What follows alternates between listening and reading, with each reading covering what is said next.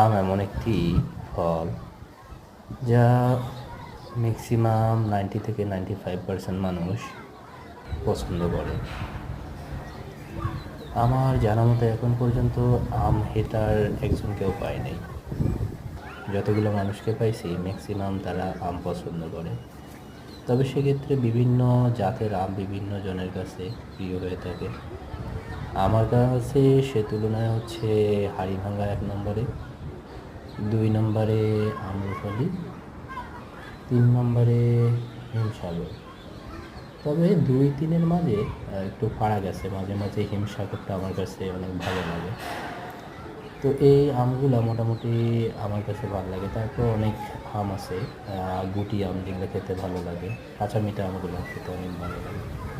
তো আম খেতে খেতে কার ভালো লাগে জানাবেন অবশ্যই এবং পাশে থাকবেন।